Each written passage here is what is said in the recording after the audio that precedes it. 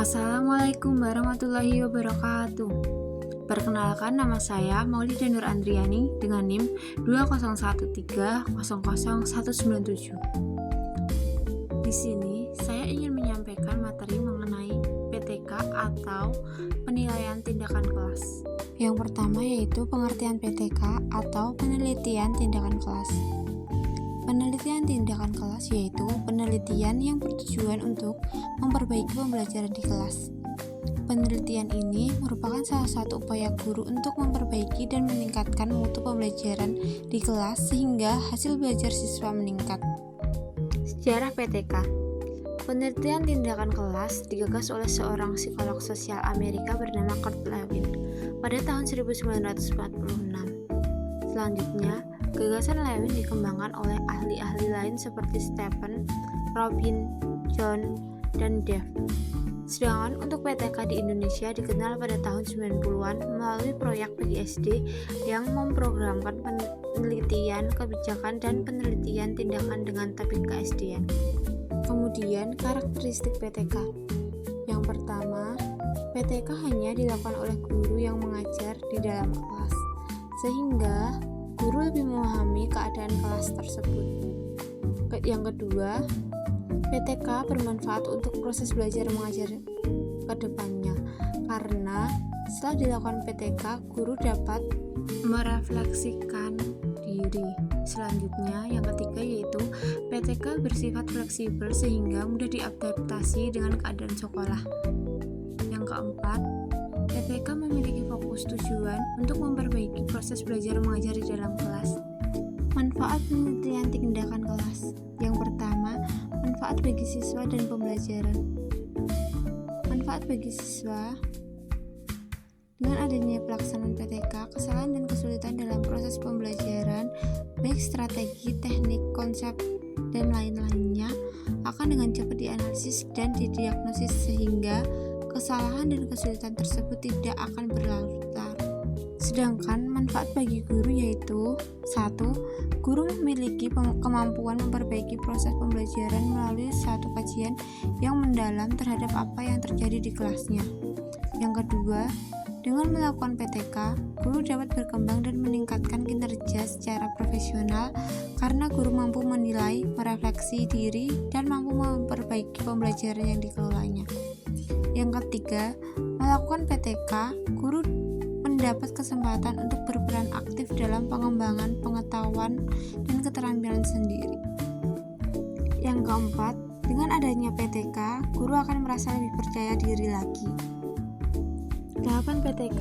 PTK memiliki beberapa tahapan, yaitu 1. Perencanaan. Pada tahap ini menggambarkan perlakuan yang akan diberikan kepada siswa. Selanjutnya, pelaksanaan atau implementasi. Pada tahap ini, guru menguraikan hal-hal yang telah direncanakan dan merealisasikan perencanaan tersebut.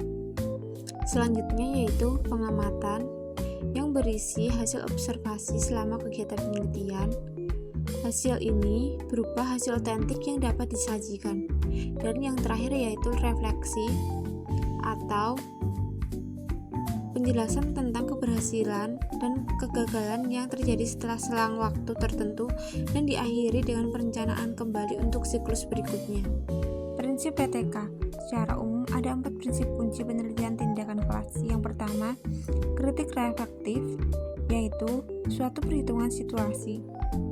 Yang kedua, kritik dialektika, digunakan untuk memahami antara fenomena dan konteksnya. Yang ketiga, sumber daya kolaboratif. Prinsip ini mempersyaratkan bahwa setiap gagasan seseorang sama penting dengan sumber daya potensial. Dan yang keempat, ambil resiko. Proses perubahan mengancam semua cara yang telah ditetapkan sebelumnya, maka diperlukan kejelian untuk mengambil resiko. Sedangkan, menurut Hopkins, ada 6 prinsip dalam penelitian tindakan kelas, yaitu 1. PTK tidak mengganggu kegiatan guru mengajar di dalam kelas. Yang kedua, metode pengumpulan data yang digunakan tidak menuntut waktu yang berlebihan dari guru sehingga tidak mengganggu proses pembelajaran. Yang ketiga, metode yang digunakan harus bersifat andal atau reliable. Yang keempat, penelitian adalah guru dan untuk kepentingan guru yang bersangkutan. Yang kelima, konsisten dengan prosedur dan etika. Dan yang keenam, menggunakan wawasan yang lebih luas daripada perspektif kelas. PTK dan non-PTK. Dari aspek keahlian yaitu, pada penelitian formal dibutuhkan keahlian di bidang prosedur dan statistika inferensial, sedangkan PTK tidak dibutuhkan keterampilan khusus, prosedur penelitian dan statistika. Pada aspek tujuan riset, penelitian formal bertujuan untuk menghasilkan pengetahuan yang dapat digeneralisasikan, sedangkan PTK bertujuan menghasilkan pengetahuan yang dapat diterapkan langsung. Selanjutnya, pada aspek masalah riset. Masalah pada penelitian formal diidentifikasi dari riset sebelumnya dan tidak terkait masalah pekerjaan. Sedangkan PTK bersifat on the job, artinya berkaitan dengan pekerjaan. Aspek studi pustaka. Studi pustaka pada penelitian formal dilakukan secara cermat pada literatur primer untuk memperoleh pemahaman yang tinggi terhadap masalah.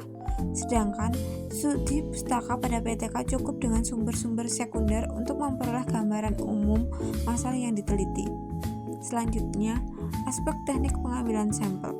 Pengambilan sampel pada penelitian formal dilakukan secara cermat untuk memperoleh sampel yang representatif.